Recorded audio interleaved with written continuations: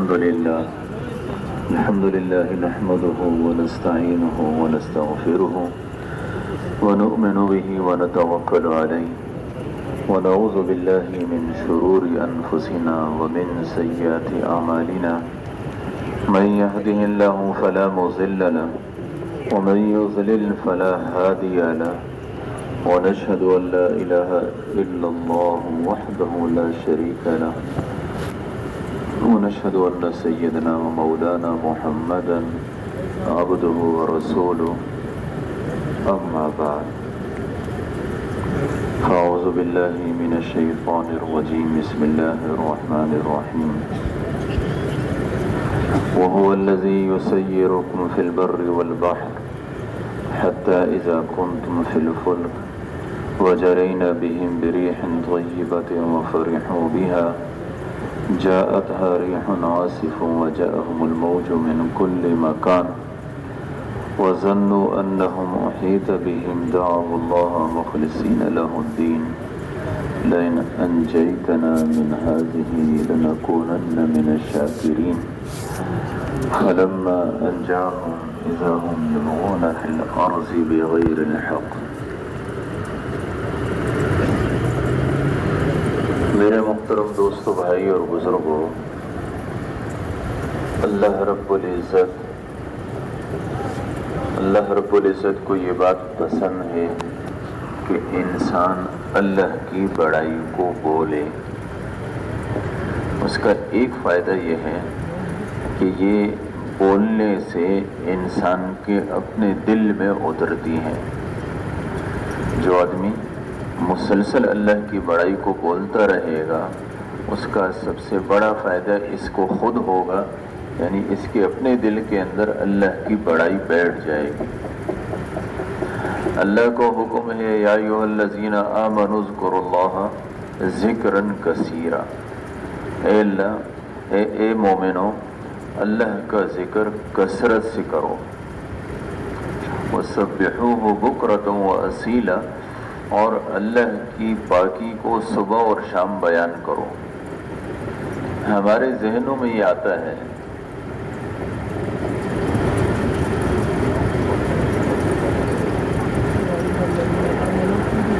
بھئی دا زنگلو والا پہرا دا کسوک دزی ناسوی اغا پہرے والا زیدہ لاٹ سے. تو میں عرض کر رہا تھا کہ عام طور پر ہمارے ذہنوں میں یہ آتا ہے کہ جب یہ کہا جاتا ہے کہ اللہ کا ذکر کرو، کثرت سے کرو، ہمارے ذہنوں میں یہ آتا ہے کہ اس کا مطلب یہ ہے کہ ہم تسبیح لے کر ایک طرف بیٹھ جائیں اور اسی کو اللہ کا ذکر سمجھتے ہیں. اس میں کوئی شک نہیں کہ یہ اللہ کا ذکر ہے، لیکن اللہ کا ذکر کا مطلب یہ ہے کہ بھئی اللہ کی بڑائی کو، اللہ سے ہونے کو، اس کو مجموع میں بیان کیا جائے. اب اللہ وَسَبِّحُوهُ بُكْرَةً وَأَصِيلًا، اللہ کی پاکی کو بیان کرو. ہاں، ایک آدمی اگر الگ بیٹھ کے یہ کہتا ہے کہ سبحان اللہ، الحمدللہ، سبحان اللہ، اللہ ہر عیب سے پاک ہیں، اس میں کوئی شک نہیں کہ وہ آدمی اللہ کی بڑائی، اللہ کی پاکی بیان کر رہا ہے. لیکن اس کی اعلیٰ صورت یہ ہے کہ اسی اللہ کی پاکی کو، اللہ کے ہر عیب سے پاک ہونے کو یہ مجموع میں بیان کرے.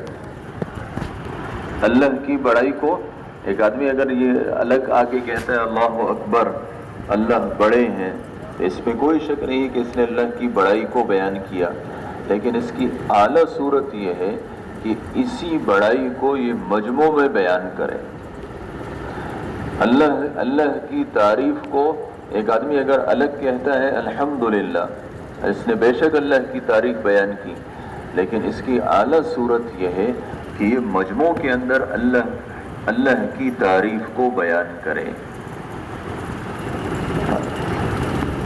جیسے جو ہے ایک جگہ حج کے اس پر اللہ نے فرمایا جب تم جو ہے وہ عرفات سے آ جاؤ تو اس کے بعد تم اللہ فذکروا اللہ کو ایسے یاد کرو کہ ذکرکم آباءکم او اشد ذکرا، جیسے تم اپنے ماں باپ، تم آباء و اجداد کا تذکرہ کرتے ہو.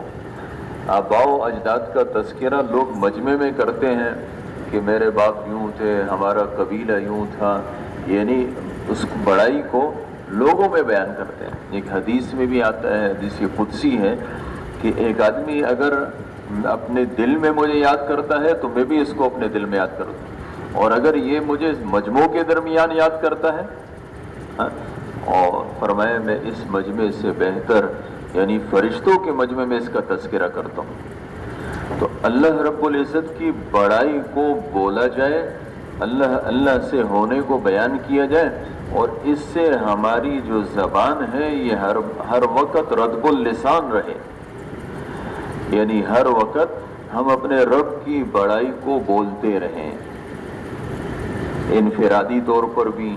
اچھا، پھر دوسری بات یہ ہے کہ اپنے گھروں کے اندر بھی، اپنے اولاد کے سامنے بھی اللہ کو بولا جائے، اور اگر ہمیں تعریف کرنی ہے یا مثال کے طور اپنے اولاد ہیں اس کا ذہن بھی اللہ کی طرف بنانا ہے۔ ایک صورت یہ ہے کہ ہم اپنے اولاد کے سامنے بیان کریں میں نے تمہارے لیے یہ کیا، میں نے تمہارے لیے یہ کیا، میں نے تمہارے لیے، اس کے بجائے ہم یوں کہیں کہ بھئی اللہ نے مجھے توفیق عطا فرمائی اور میں نے تمہارے لیے یوں کیا، اللہ کی توفیق سے میں نے یوں کیا۔ اللہ ہمارے ہر بول میں ہو، اللہ رب العزت کی ذات ہمارے ہر بول میں ہو، اس سے اللہ خوش ہوتے ہیں۔ قرآن پاک کے اندر جہاں اللہ کی بڑائی کا تذکرہ ہے وہاں آپ دیکھیں گے اس کی کوئی خصوصیت ضرور بیان کی گئی ہوگی، فضائل بیان کیے گئے ہوں گے۔ اب آیت الکرسی ہے، آیت الکرسی کے اندر اللہ کی بڑائی ہے، اللہ لا الہ الا هو الحی القیوم، آخر تک اللہ کی بڑائی ہے۔ آپ صلی اللہ علیہ وسلم فرماتے ہیں کہ جو آدمی ہر فرض نماز کے بعد آیت الکرسی پڑھے تو اس کے درمیان اور اس کے درمیان اور جنت کے درمیان ایک موت حائل ہے، یہ آدمی مرتے ہی جنت میں جائے گا۔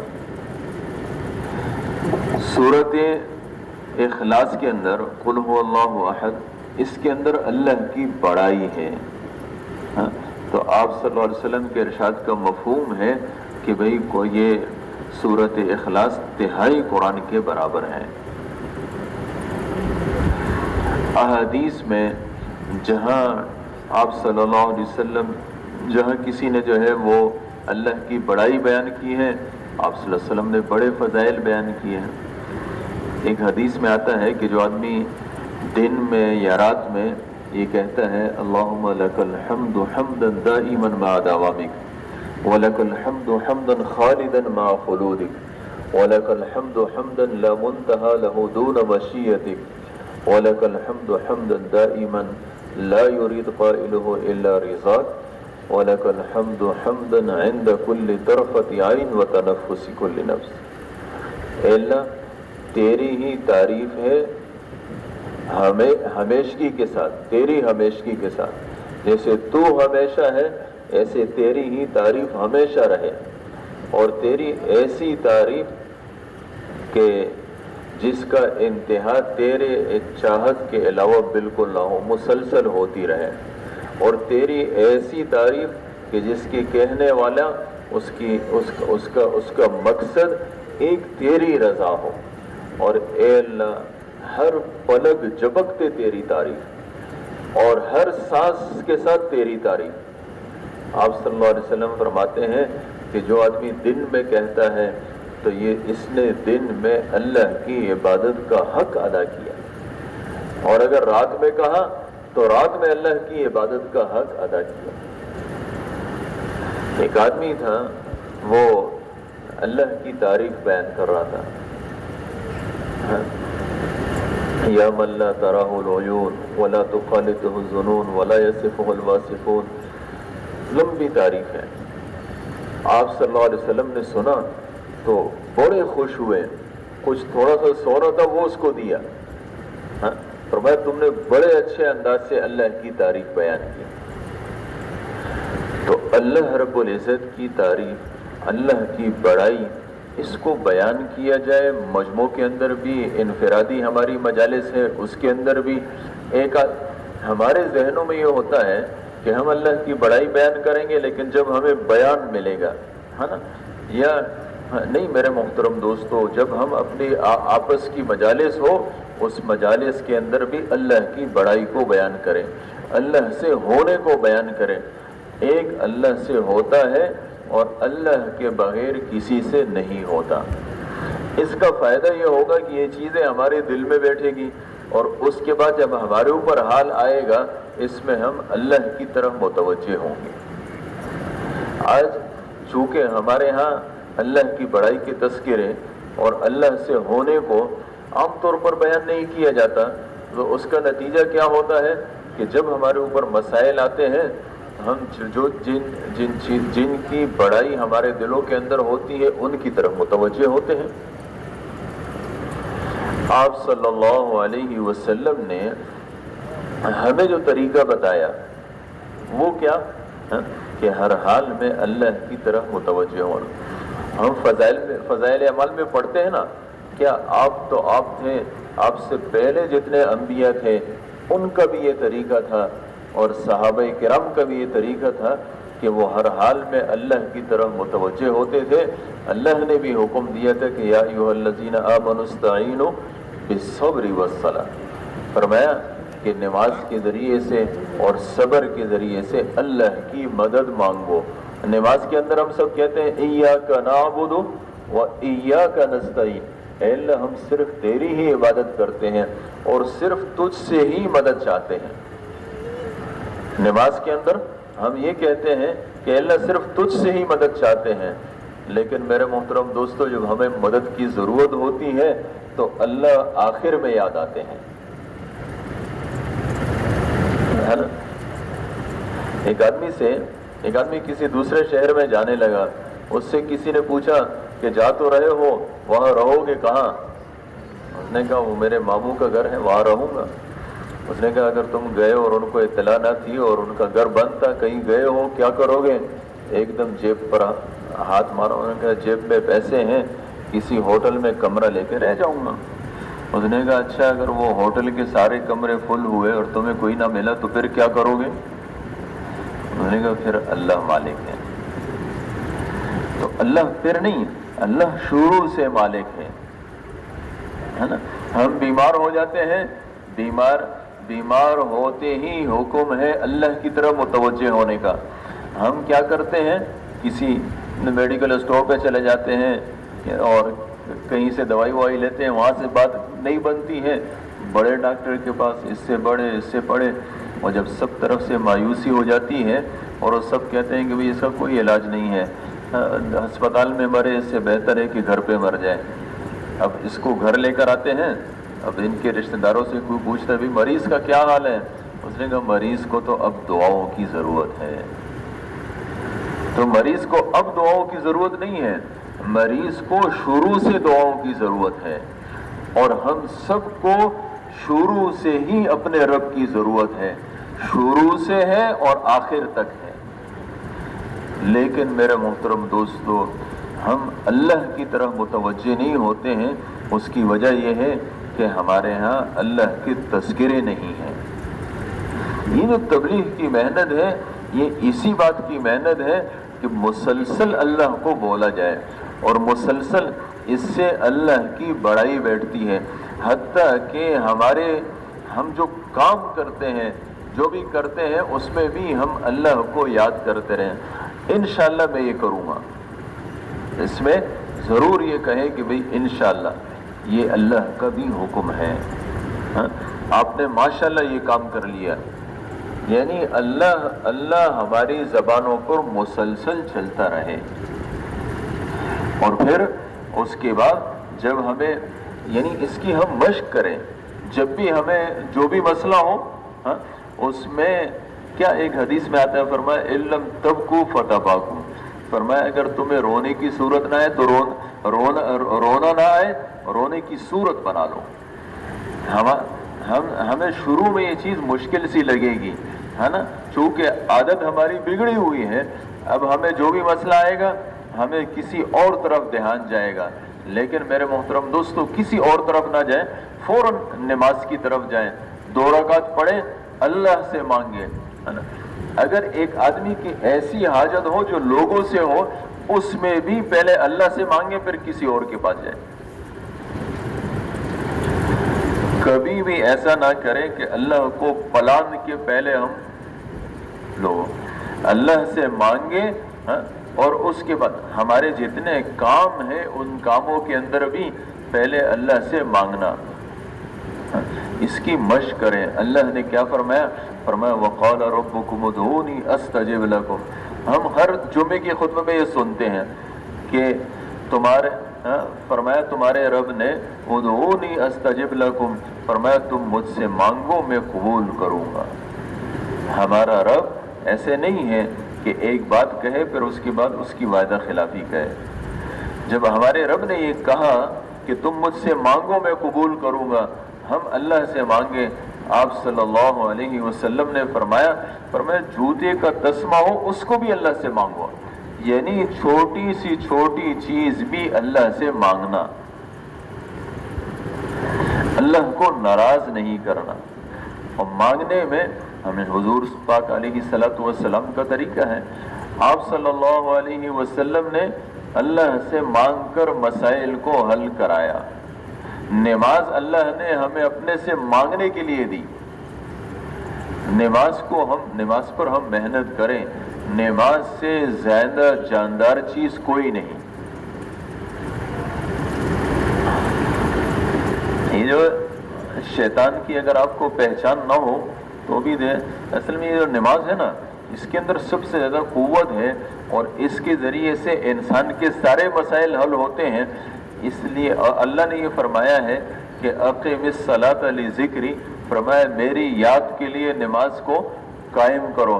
اب آپ جتنا بھی کوشش کریں نا، آپ نماز کے اندر شیطان آپ کے اوپر مسلسل محنت کر رہا ہوگا کہ اس کی توجہ اللہ کی طرف نہ جائے. مسلسل محنت کرے گا، ہے نا. تو اس سے بھی یہ سمجھ میں آتا ہے نا کہ بھی شیطان بھی ایک مخلوق ہے جو اللہ نے پیدا کی ہے. اس کا تو کام ہی یہی ہے. اس نے یہ کہا ہے، شیطان نے یہ کہا ہے کہ ثم لآتینہم من بین ایدیہم ومن خلفہم وعن ایمانہم وعن شمائلہم ولا تجد اکثرہم شاکرین. اے اللہ میں ان کے آگے سے، پیچھے سے، دائیں سے، بائیں سے، ہر طرف سے آؤں گا، اور اس کے بعد کیا ہوگا؟ تو اکثر میں سے ان میں سے ناشکری ہی پائے گا. اور ایک جگہ اس نے کہا قال فبعزتک لأغوینہم اجمعین، اے اللہ تیری عزت کی قسم میں ان سب کو گمراہ کروں گا. اور اللہ نے فرمایا کہ ٹھیک ہے، لیکن ایک بات یہ بھی میں کہتا ہوں کہ لأملأن جہنم منک وممن تبعک منہم اجمعین، میں تم سے اور تمہارے ماننے والوں سے جہنم کو بھروں گا. تو وہ شیطان اب نماز کے ذریعے سے، چونکہ نماز کے اندر بڑی جان ہے، اور ایک آدمی اگر پورے دین پر چلنا چاہتا ہے اس کی آسان صورت یہ ہے کہ اس کی نماز بن جائے تو باقی زندگی اس کی وہ بنتی چلی جائے گی. اس لیے کیا کرتا ہے، نماز کے اندر وہ اس کی پوری محنت ہوتی ہے کہ اس کی توجہ اللہ کی طرف نہ جائے. کبھی ایک خیال، کبھی دوسرا، آپ کبھی تیسرا، آپ اپنی کوشش کرتے رہیں، وہ اپنی کوشش کرتا رہے گا. لیکن ایسا نہیں ہے کہ آپ کوشش کرتے رہیں اور اللہ آپ کی مدد نہ کرے. جب آپ اپنی کوشش کریں گے اور مسلسل نماز کی طرف متوجہ ہوں گے، اور جیسے آپ صلی اللہ علیہ وسلم نے فرمایا ہے کہ بھئی ایسے نماز پڑھو جیسے مجھے دیکھ رہے ہو، جیسے اللہ کو دیکھ رہے ہو، ہے نا. اور ورنہ یہ ہے کہ وہ تمہیں دیکھ رہا ہے، اس کا تصور کر لو. یہ جو تبلیغ کے اندر کہتے ہیں نا 3 تسبیحات، تیسرا کلمہ، درود شریف، استغفار، اگر ایک آدمی اس کی پابندی کرے اور پھر اس کے بعد دھیان اور توجہ سے کرے تو حضرت جی ابو الحسن صاحب رحمۃ اللہ علیہ فرماتے تھے اس کی نماز کے اندر توجہ آتی چلی جائے گی. تو ہم اس کی کوشش کریں، اس کی مشق کریں، اپنی نمازوں کو بنائیں. اس کے لیے ہمیں علماء سے پوچھنا پڑے گا. علماء سے اپنے جتنے ہمارے مسائل ہیں ان سب پہ ہم علماء سے پوچھنے والے ہوں اور پوچھ کر عمل کریں. آج اللہ معاف کرے، خاص طور پر ہم جو کچھ دینی مسائل ہیں وہ تو پوچھ لیتے ہیں، نمازوں کے بارے میں ہے، نکاح کے بارے میں ہے، طلاق کے بارے میں ہے، ان چیزوں کے بارے میں پوچھتے ہیں، لیکن باقی جو دنیا کے مسائل ہیں، باقی جو ہمارے معاشی مسائل ہیں، لین دین ہے، ہمارے اخلاق ہیں، ان چیزوں کو ہم نے بالکل دین سے ہی نکالا ہوا ہے۔ حالانکہ ان چیزوں اس میں بھی اللہ کے احکامات کو پورا کرنا یہ ہم سب کے ذمے ہے، ضروری ہے۔ اپنے معاملات کو درست کریں، اپنے اخلاق کو درست کریں۔ آپ صلی اللہ علیہ وسلم کی جو رات کی دعائیں ہیں نا، اس کے اندر ہے کہ اللہم اہدنی لأحسن الاخلاق لا یہدی لأحسنها الا انت واصرف عنی سیئہا لا یصرف عنی سیئہا الا انت۔ اے اللہ مجھے اچھے اخلاق نصیب فرما، تیرے علاوہ اچھے اخلاق دینے والا کوئی نہیں۔ اللہ مجھے برے اخلاق سے بچا، تیرے علاوہ برے اخلاق سے بچانے والا بھی کوئی نہیں۔ آپ صلی اللہ علیہ وسلم تہجد میں اللہ سے اچھے اخلاق مانگ رہے ہیں۔ ہم سب نے بھی اللہ سے بہت کچھ مانگا ہے، کبھی یہ بھی مانگا ہے کہ اللہ مجھے اچھے اخلاق دے؟ مانگنا تو دور کی بات ہے، اگر ہم نے کسی سے کہا کہ جی مجھے میرے لیے دعا کرو اور اس نے کہہ دیا کہ جی اللہ آپ کو اچھے اخلاق نصیب فرمائے، فوراً ہم کہتے ہیں کیوں تمہیں میں برے اخلاق والا دکھائی دے رہا ہوں؟ یعنی خود تو نہیں مانگتے ہیں، اگر دوسرا دعا دے تو اس کو بھی برا سمجھتے ہیں۔ اس لیے میرے محترم دوستوں، بھائی اور بزرگوں، اچھے آپ صلی اللہ علیہ وسلم نے فرمایا ہے کہ تم میں مجھے سب سے زیادہ پسند اور قیامت کے دن مجلس کے اعتبار سے میرے سب سے زیادہ قریب وہ شخص ہوگا جس کے اخلاق سب سے اچھے ہوں گے۔ اور یہ بھی آپ صلی اللہ علیہ وسلم نے فرمایا کہ بھئی تمہارے نامہ اعمال میں سب سے وزنی چیز اچھے اخلاق ہوں گے۔ تو اپنے اخلاق کو بدلنا، اپنے مزاج کو بدلنا۔ آپ صلی اللہ علیہ وسلم کو اللہ نے سب سے بڑا داعی بھی بنایا، اور آپ صلی اللہ علیہ وسلم کو اللہ نے سب سے اچھے اخلاق والا بھی بنایا۔ دوسری بات یہ ہے کہ بھئی مولانا جمشید صاحب رحمۃ اللہ علیہ فرماتے تھے کہ ہم سب کے ہیں اور سب ہمارے ہیں۔ ہمارا جو دشمن ہے وہ شیطان ہے۔ اللہ نے فرمایا ان الشیطان لکم عدو فاتخذوہ عدوا، فرمایا شیطان تمہارا دشمن ہے اور اس کو دشمن بنا لو۔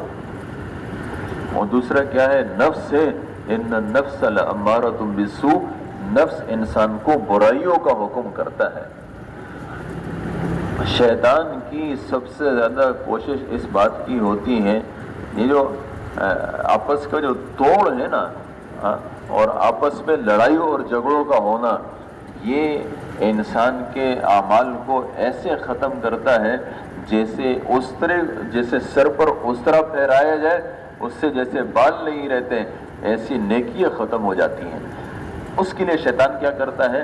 ہمیں آپس میں لڑاتا ہے، خاندانوں کو خاندانوں سے لڑاتا ہے، بھائی کو بھائی سے لڑاتا ہے، بیٹے کو باپ سے لڑاتا ہے۔ اس طریقے سے تبلیغ والوں کو آپس میں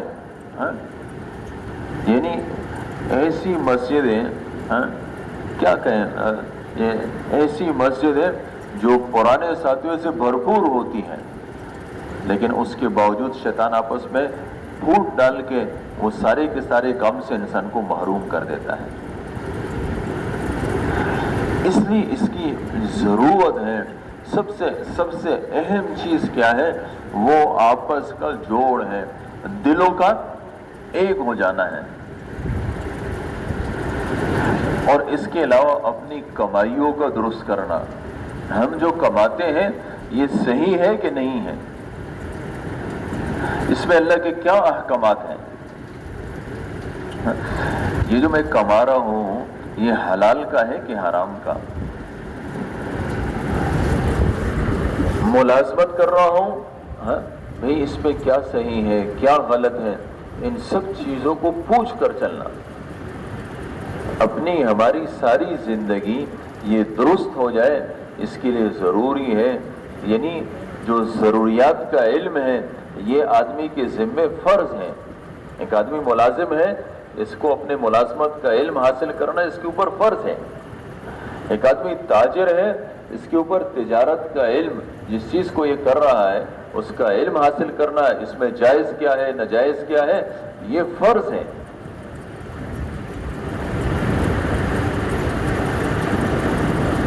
اور میرے محترم دوستو، بھائی اور بزرگوں، اللہ رب العزت نے ہم سب کے لیے ایک نمونہ حضور پاک علیہ الصلوۃ والسلام کی ذات کو بنایا۔ فرمایا لقد کان لکم فی رسول اللہ اسوۃ حسنہ، تمہارے لیے حضور صلی اللہ علیہ وسلم کی زندگی میں بہترین نمونہ ہے۔ آپ صلی اللہ علیہ وسلم ہر چیز میں ہم سب کے لیے نمونہ۔ آپ صلی اللہ علیہ وسلم کی جیسی زندگی گزارنا مطلوب ہے، اللہ کو پسند ہے۔ جس آدمی کی زندگی حضور صلی اللہ علیہ وسلم کی زندگی سے جتنی میل کھاتی چلی جائے گی، اتنا ہی یہ آدمی اللہ کے ہاں بلند ہوتا چلا جائے گا۔ اور ایک زندگی وہ ہم سب کے لیے صحابہ کرام کی زندگی ہے، کہ صحابہ کرام کے بارے میں اللہ نے فرمایا فَإِنْ آمَنُوا بِمِثْلِ مَا آمَنْتُمْ بِهِ فَقَدِ اهْتَدَوْا، فرمایا کہ اگر ان کا ایمان وہ تمہاری مثل ہوگا، صحابہ کی مثل ہوگا، فرمایا تو ہدایت یافتہ ہوں گے۔ فرمایا آمنو کما آمن الناس، ایسے ایمان لاؤ جیسے لوگ ایمان لائے ہیں۔ ہاں ہم تو پتہ نہیں کس درجے کے ہیں، صحابہ کو اللہ نے لوگ فرمایا ہے، صحابہ کو اللہ نے رجال فرمایا، رجال مرد صحابہ تھے، ہے نا؟ لیکن کیسے تھے؟ آپ صلی اللہ علیہ وسلم کی زندگی کو اٹھایا جائے، صحابہ کی زندگی کو اٹھایا جائے، ان کی زندگی کے اندر دین کے تقاضوں کو وہ پہلے نمبر پر رکھتے تھے، یعنی ان کے ہاں سب سے اوپر، سب سے، ہمارے ہاں کیا ہے، ہم تو یہ جب بھی جو ہے دین کے تقاضے آتے ہیں اپنے دنیا کو دیکھتے ہیں، اپنے کاروبار کو دیکھتے ہیں، اپنے بال بچوں کو دیکھتے ہیں، ان سب کو دیکھ کر ہم ترتیبیں بناتے ہیں۔ فارغ وقت ہمارے ہاں تبلیغ کے کام کے لیے ہے۔ آپ صلی اللہ علیہ وسلم اور صحابہ کے ہاں سب سے اہم وقت وہ تبلیغ کا تھا۔ وہاں فارغ وقت دین کے لیے، وہاں فارغ وقت دنیا کے لیے تھا، اور ہمارے ہاں فارغ وقت تبلیغ کے لیے ہے۔ ان کا سب سے اہم وقت دین کے لیے تھا۔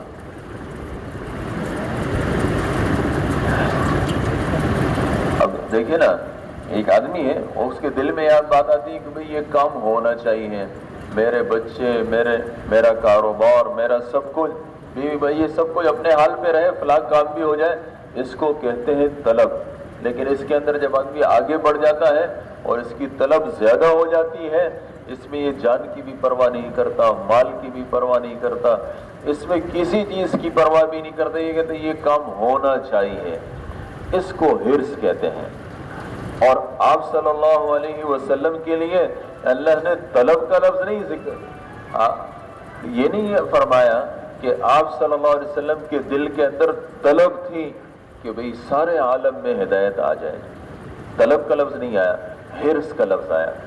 قرآن پاک میں اللہ نے حرص کا لفظ استعمال کیا، وما اکثر الناس ولو حرصت بمؤمنین، ایک جگہ فرمایا ان تحرص علی ہداہم، ایک جگہ فرمایا حریص علیکم بالمؤمنین رؤوف الرحیم۔ حرص کا مطلب کیا ہے کہ آپ صلی اللہ علیہ وسلم یہ بات چاہتے تھے کہ یہ سارے کے سارے عالم میں دین کیسے آئے گا، اس کے لیے جان کی پرواہ نہیں، مال کی پرواہ نہیں، چیزوں کی پرواہ نہیں، بس یہ، یعنی اب آپ خود سوچیں، صحابہ نے ساری زندگی ایسے ہی گزاری۔ اب ایک مرتبہ ایسے، اب جب ہر دین کے ہر تقاضے پر اٹھتے تھے تو اس کا نتیجہ کیا نکلا؟ یہاں کاروبار خراب ہو گئے، وہاں سے قرضے چڑھ گئے، لیکن اس کے ساتھ ساتھ اسلام پھیلتا چلا گیا اور اس حد تک پھیلا کہ اگر ایک آدمی دین کے تقاضے میں پیچھے رہ جائے اور اپنے دنیا کے تقاضوں کی طرف، اس کی کمی کی وجہ سے دین کے تقاضے پر کوئی چھوٹ نہیں پڑتی تھی۔ جیسے ہمارے زمانے کے اندر माशाल्लाह तबलीग का काम तो बहुत हो गया और बहुत सारे लोगों ने वक्त लगा लिया। हाँ, अगर हम किसी तबलीगी तकाजे से पीछे हो जाए तो हमारे बगैर भी तकाजा पूरा हो जाएगा। हाँ, जब ऐसी सूरत हुई तो एक मरतबा कुछ ने ये सोचा कि चलो इस मरतबा जो है ना अपने उसको देख लेते हैं, अपने ज़ाती तकाज़ों को देख लेते हैं, हमारे बगैर भी तो काम चल जाएगा। अभी उन्होंने ये सोचा और अमल नहीं किया, अल्लाह ने आयतें उतारी, फरमाया वला तुल्कू बिअयदीकुम इला तहलुका, अपने हाथ से अपने आप को बर्बादी में न डालो। क्या मतलब? एक तरफ दीन का तकाजा हो, एक तरफ अपने ज़ाती तकाजे हों। उस वक़्त ज़ाती तकाज़ों को देखना और दीन के तकाज़ों से पीछे हट जाना, ये क्या है? अपने हाथ से अपने आप को बर्बादी में डालना है। सहाबा ने अमल नहीं किया, लेकिन मेरे मोहतरम दोस्तों, हमने पता नहीं कितनी मरतबा हमारे सामने दीन के तकाजे भी आए और अपने दुनिया के तकाजे भी आए, और दुनिया के तकाजों को आगे किया, दीन के तकाजों को पीछे किया। इस बर्बादी से निकलने की सूरत क्या है कि हर हाल में हम अल्लाह के दीन के तकाजों को पूरा करने वाले बने। शैतान है, शैतान की एक चाल ये है कि अभी नहीं बाद में, अभी नहीं बाद में, और इस तरीके से इंसान को करते करते करते पता नहीं कितने दीन के तकाजों से पीछे कर देता है।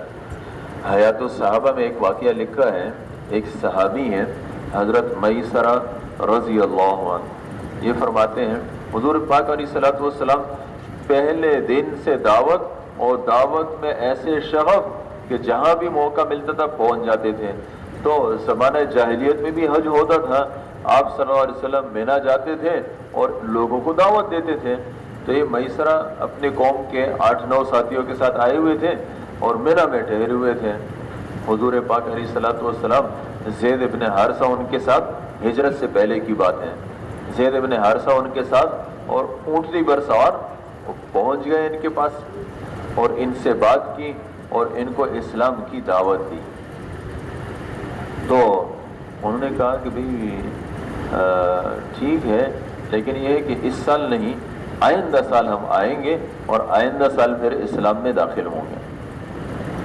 तो ये मैसरा ने क्या सोचा, इन्होंने कहा आपकी बातें बड़ी अच्छी हैं।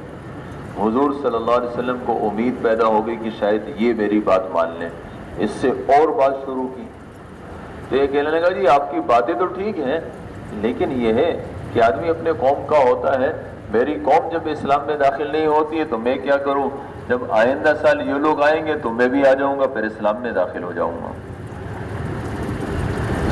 तो कहने लगे हमने अपने ज़माने जाहिलियत का हज किया और उसके बाद मक्के से निकले, तो मक्के से थोड़ी से फासले पर एक फदक यहूदियों की बस्ती थी, वहाँ यहूदियों के उलमा रहते थे।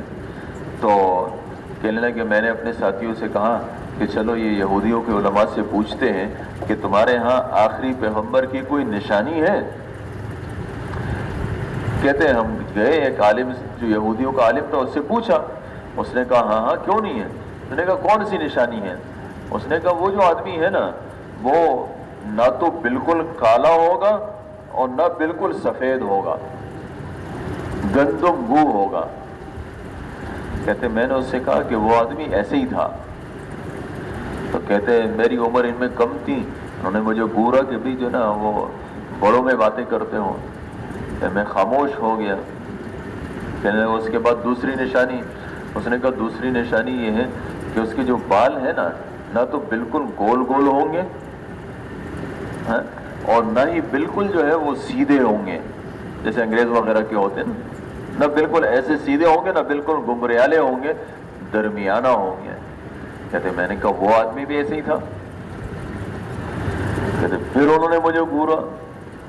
तो उसके बाद हमने कहा भी तीसरी निशानी, उसने कहा तीसरी निशानी ये है कि वो ऊँटनी पर सफ़र करेगा। कहते मैंने उससे कहा भाई वो हमारे पास जो आया था ना वो ऊँटनी पर ही सवार था, चलो चलते हैं, ये फदक ये मक्का वापस जाते हैं और उस शख्स पर ईमान लाते हैं।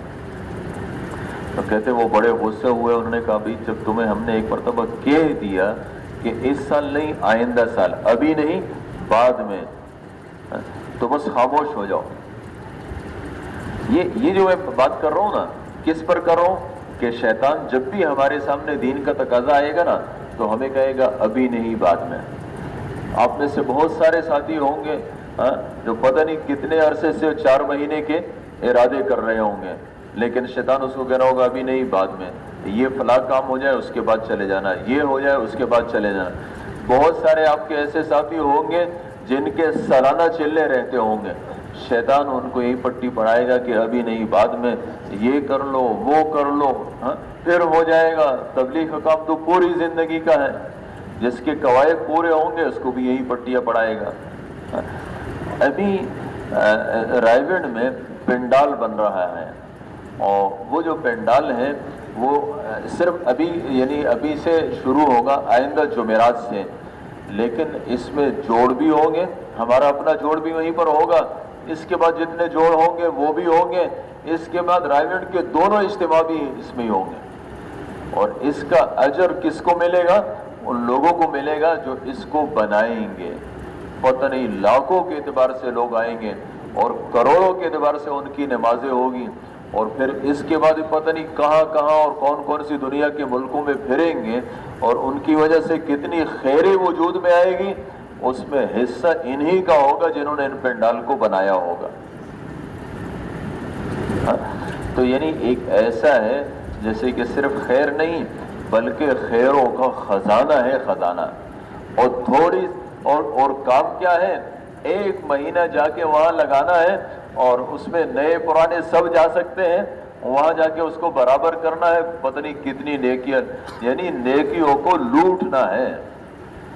اب جب ہمارے سامنے یہ بات آئے گی نا تو شیطان ہمیں کہے گا کہ ابھی نہیں بعد میں، پھر چلے جاؤ گے۔ یہ شیطان کی ایک ترتیب ہے کہ ہر تقاضے سے آدمی کو پیچھے کرتا ہے اس بات پر کہ ابھی نہیں بعد میں۔ یہی بات شیطان نے ان سے بھی کہی، اور یہ سب خلاصہ یہ ہے کہ اپنے علاقوں کو واپس چلے گئے۔ پھر اس کے بعد آپ صلی اللہ علیہ وسلم نے ہجرت کی، مدینہ آئے، اس کے بعد سارے کے سارے غزوات ہوئے اور فتح مکہ ہوا۔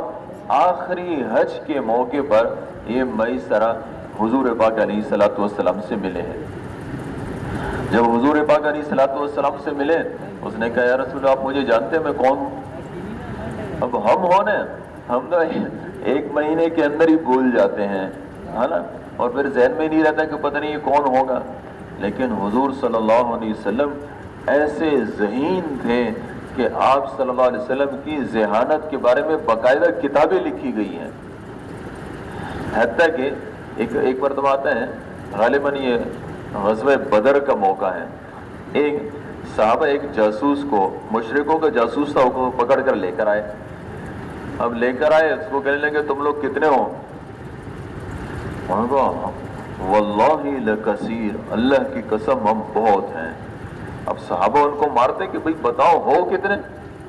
نہیں کہتا واللہ لکثیر۔ شور ہوا، آپ صلی اللہ علیہ وسلم باہر نکلے، بھئی کیا ہو رہا ہے؟ انہوں نے کہا یا رسول اللہ ایسے ایسے ایک کو پکڑ کے لائے، بتا نہیں رہا کہ بھئی ہم کتنے ہیں۔ آپ صلی اللہ علیہ وسلم نے فرمایا کہ بھئی عجیب بات ہے، چھوڑو اس کو، میرے سامنے لے کر آؤ۔ لے کر آئے اس کو، پھر نے کہا تم لوگ اپنے لشکر میں گوشت بھی کھاتے ہو؟ انہوں نے کہا جی بالکل کھاتے ہیں۔ فرمایا کہ جس دن تمہارے لشکر میں گوشت ہوتا ہے تو کتنے اونٹ ذبح کرتے ہو؟ انہوں نے کہا جی 10 اونٹ ذبح کرتے ہیں۔ آپ صلی اللہ علیہ وسلم نے فرمایا کہ اس کو چھوڑ دو، اس نے اپنی تعداد بتا دی، 1 اونٹ 100 آدمیوں کے لیے کافی ہوتا ہے، اور جب یہ 10 ذبح کرتے ہیں اس کا مطلب ان کی تعداد 1000 ہے۔ تو آپ صلی اللہ علیہ وسلم ایسے ذہین تھے۔ تو جب اس نے کہا کہ یا رسول اللہ آپ مجھے پہچانتے ہیں؟ حضور پاک علیہ الصلوۃ والسلام نے فرمایا کہ بالکل، تم وہی تو وہ ہجرت سے پہلے مجھے مینا میں ملے تھے اپنی قوم۔ اس نے کہا یا رسول اللہ بالکل ایسے ہی ہیں، اور بس انسان کی قسمت میں جو کچھ ہوتا ہے وہ ہو کے رہتا ہے، اور میں آج کلمہ پڑھتا ہوں اشہد ان لا الہ الا اللہ واشہد ان محمدا عبدہ ورسولہ، کلمہ پڑھا، اسلام میں داخل ہوئے۔ حضور پاک علیہ الصلوۃ والسلام نے فرمایا کہ جب تم مجھ سے ملے تھے اس وقت تمہارے ساتھ تمہاری قوم کے اور بھی تھے، وہ کہاں ہیں؟ تو اس نے کہا یا رسول اللہ وہ سب مر گئے۔ काफी अरसा गुजरा, हिजरत हुई, मदीना की सारी जिंदगी, काफी अरसा हुआ। तो इसने पूछा हुजूर सल्लल्लाहु अलैहि वसल्लम से कि या रसूलल्लाह उनका क्या हुआ, वो जन्नत में गए कि जहन्नुम में गए? तो आप सल्लल्लाहु अलैहि वसल्लम ने फरमाया कि जो आदमी बगैर कलमे के मरा वो जहन्नुम में गया। तो ये जो चीज है ना, अभी नहीं बाद में, ये मेरे मोहतरम दोस्तों, शैतान ये हमें बहुत सारी खैरों से महरूम करता है। शैतान हमें ही नहीं कहता भाई तुम तबलीग मत करो, तबलीग के तकाजे पूरे मत करो, कहते हैं करो तो सही लेकिन अभी नहीं बाद में। इसके बिलमुकाबिल दूसरी चीज क्या है कि हम हर तकाजे पर ये कहें कि नहीं ये मुझे अभी करना है। सारे यानी ऐसे लोग जिनके 20-20 साल हो गए और 4 महीने का इरादा कर रहे हैं, नहीं भाई अभी मुझे जाना है, इसी जोड़ से मुझे जाना है। सालाना चिल्ला रहता है अभी मुझे जाना है, जोड़ से ही जाना है। पंडाल की खिदमत है, ये तो है ही कुर्बानी की बुनियाद पर। हाँ? तो इसके लिए मेरे मोहतरम दोस्तों, जिन जिन साथियों के अब तक 4 माह नहीं लगे, या जो साथी ऐसे हैं जिनके अब तक सालाना चिल्ला रहता है और वो नकद तैयार हैं, ये साथी अपनी जगह पर खड़े रहें। और बाकी सबकी खिदमत में अर्ज है कि एक आपकी जो है ना बड़ी मेहरबानी, कम से कम आखिर तक बैठे रहें। आपके बैठने से भी आप इस मजलिस की नेकियों से महरूम नहीं रहेंगे। जी भाई, जो नकद तैयार है चिल्ले और 4 महीने के लिए, ये अपनी जगह पर खड़े हो जाएं जी।